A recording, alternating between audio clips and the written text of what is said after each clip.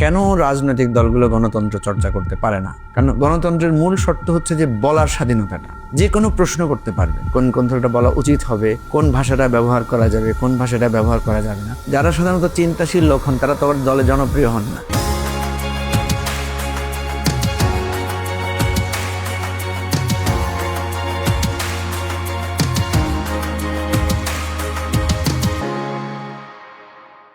আমাদের রাজনৈতিক দল যখন আমরা করি তখন একটা প্রশ্ন ছিল যে দলে আমরা গণতন্ত্র কিভাবে চর্চা করব। আমরা সবাই জানি যে গণতন্ত্রের কথা আমরা সবাই বলি, কিন্তু গণতন্ত্রের পথে আমরা চলতে পারি না বা চলি না। আমি খুব কাছ থেকে দেখলাম যে কেন রাজনৈতিক দলগুলো গণতন্ত্র চর্চা করতে পারে না। এর প্রধান কারণ হচ্ছে যে আসলে গণতান্ত্রিক মূল্যবোধ মন থেকে জাগ্রত হতে হয়।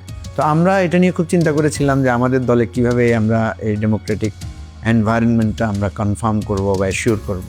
তা আমরা যেটা করেছি, যেহেতু আমরা ছোট দল ছিলাম বা ছোট অবস্থায়, আমরা আমাদের সব সদস্যের জন্য একটা কমন গ্রুপ করেছি এবং সেখানে সব ধরনের ডিসকাশন আমরা ওপেন করে দিয়েছি। কারণ গণতন্ত্রের মূল শর্ত হচ্ছে যে বলার স্বাধীনতাটা, যে কোনো প্রশ্ন করতে পারবে। প্রথম আমরা দেখতাম যে যখন যে কেউ প্রশ্ন করলে আরেকজন তাকে আবার রিপ্লাই দিত খুব কড়া সুরে, যে আপনি এটা কেন বলছেন, এই ধরনের কথা আপনি কেন এখানে তুলছেন। তা আরেকজন বলছে ভাই এটাই তো ওনার গণতন্ত্র, এটাই তো ওনার রাইট, উনি কথা তো বলতে পারবেন, সেই জন্য বলছেন। তো এইভাবে চর্চা করতে করতে দেখা গেল যে একটা সময় এসে সবার মধ্যে একটা শৃঙ্খলা ফিরে আসলো, যে কোন কথাটা বলা যাবে, কোন কথাটা বলা উচিত হবে, কোন ভাষাটা ব্যবহার করা যাবে, কোন ভাষাটা ব্যবহার করা যাবে না। এই দীর্ঘ চর্চার ফলে একটা সিস্টেমের মধ্যে সবাই এসেছে।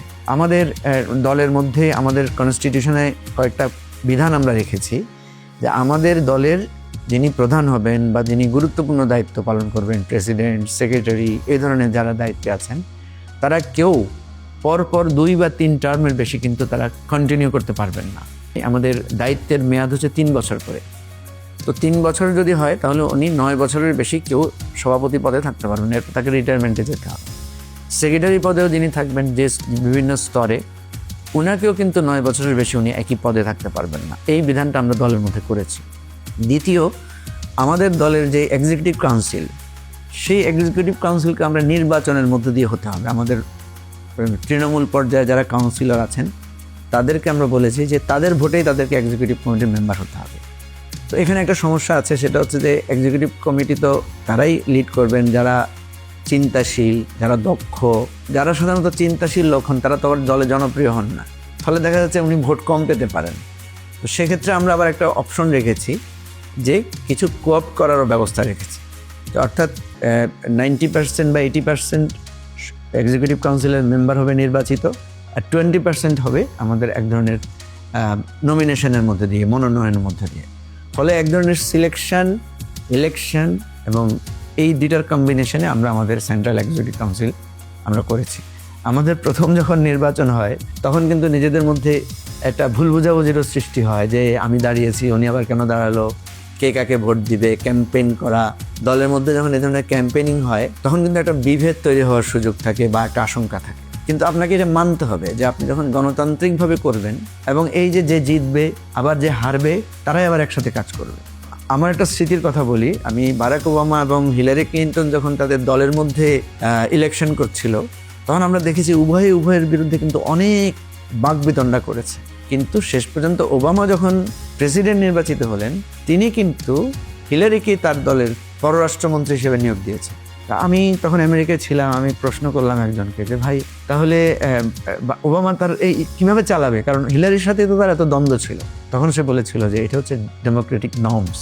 এই যে দ্বন্দ্ব ছিল, এখন তারা চাইবে একে অপরকে কে বেশি সহযোগিতা করতে পারে, কারণ পিপল তাদেরকে ওয়াচ করছে।